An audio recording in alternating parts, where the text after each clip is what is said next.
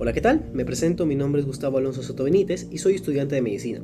El día de hoy voy a comentarles sobre el libro de la mano de la autora Agustina Basterica llamado Cadáver Exquisito. Es una obra que explora de manera cruda temas como la ética, la violencia institucionalizada, el valor del cuerpo humano y la pérdida de la empatía.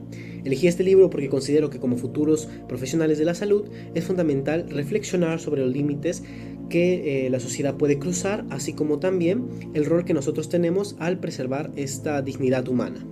Y a continuación vamos a explorar cada una de las partes del libro, desde una pequeña síntesis, así como ver los ejes principales que narra la trama. Para entender el contexto, Cadáver Exquisito nos localiza en un mundo donde ocurrió un evento global conocido como la HGPV, un virus que volvió tóxica, entre comillas, la carne animal, generando una crisis alimentaria masiva. Frente a esta crisis, la humanidad tomó la extrema decisión de legalizar la cría, reproducción, matanza y consumo de seres humanos, denominándolos especiales. Con esto se volvió una práctica perturbadora que con el tiempo se volvió algo normalizado, regulado, institucionalizado y aceptado socialmente.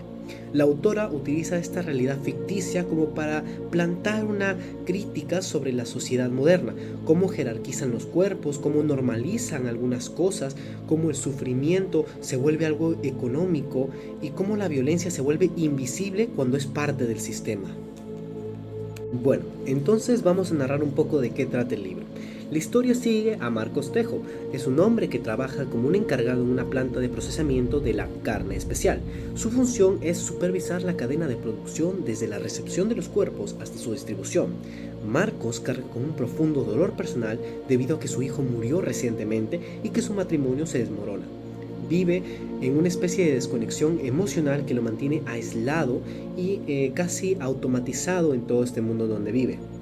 Sin embargo, un día uno de los proveedores le regala una hembra pura, una mujer criada exclusivamente para ser sacrificada y procesada como alimento. Estas personas viven sin nombre, sin lenguaje, sin derechos y son reducidas únicamente a un cuerpo. Al principio Marcos se mantiene en una postura rígida y cerrada, intentando recordar que según la ley ella no es considerada humana, aunque esto tiene un conflicto interno. Sin embargo, conforme pasan los días, Marcos empieza a notar gestos de humanidad en ella, en cómo lo mira, en su miedo, en su vulnerabilidad. Esta tensión emocional crece y decide no enviarla al matadero, sino permitirle vivir, manteniéndola refugiada en su garage. Esto representa un quiebre psicológico para él porque implica reconocerlo como una persona, y en un mundo donde todos la carne especial no se consideran humanos es peligroso y está en contra de las normas. A lo largo de la novela, Marcos se enfrenta a distintos niveles de violencia institucional, económica, familiar y social. Y mientras intenta proteger a esta mujer, se enfrenta también a la brutalidad del sistema, la indiferencia de sus colegas y la normalización de este horror que vive. La historia avanza llevándolo a una decisión final que desafía por completo su moral y su dolor interno, pero también nos muestra que como en un entorno violento puede deformar la capacidad humana de tomar decisiones éticas. La novela concluye de una forma impactante, revelando que incluso cuando uno cree actuar desde la humanidad, la violencia estructural puede envolver a la persona y dirigir su destino. Los ejes centrales que nos da el libro son, en primer lugar, la deshumanización, ya que el libro expone cómo la sociedad puede despojar a un grupo de individuos de la condición humana simplemente cambiándoles cosas como el lenguaje, las leyes y la percepción colectiva.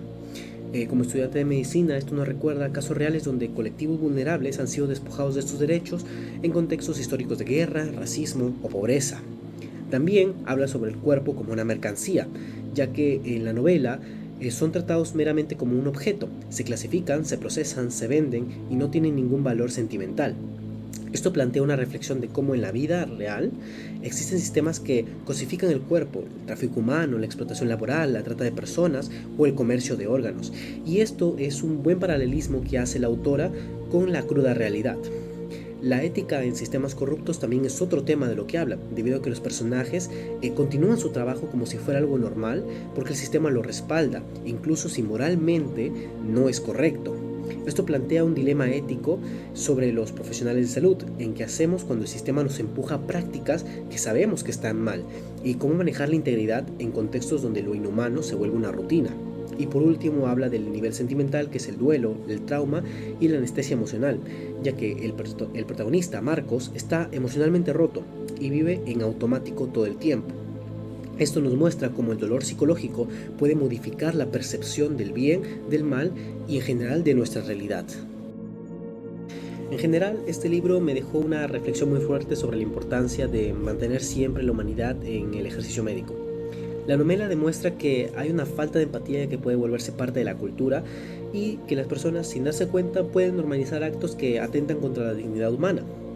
Como futuro médico, considero que es esencial recordar que cada persona es un ser completo, con emociones, historias y un valor intrínseco. También me hizo pensar en la responsabilidad ética que tenemos, como denunciar prácticas injustas, velar por los derechos del paciente, ofrecer un trato digno incluso en condiciones difíciles y también nunca admitir o nunca permitir que la rutina o la presión institucional apague nuestra empatía. En cierto modo, el libro, más que tratarse de un contexto de gore, nos habla sobre lo que podría suceder si dejamos de cuestionar el sistema, si dejamos de sentir o permitir la indiferencia en nuestra vida. Y para mí esta lectura fortalece un compromiso tanto con nosotros mismos como a nivel profesional con la ética del trabajo y nos permite darnos una vista más diferente con un contexto más abrupto, como lo sería esta pandemia que relata el libro. En conclusión, para mí, Cadáver Exquisito es una obra fuerte, provocadora y muy necesaria. Pese a que tiene un lenguaje un poco grotesco debido a las descripciones, esta historia no se trata de generar miedo, sino de reflexión. Es una historia distópica que invita a pensar sobre la ética, la dignidad humana, el valor del cuerpo y el papel que debemos asumir nosotros como profesionales, en este caso profesionales de la salud específicamente.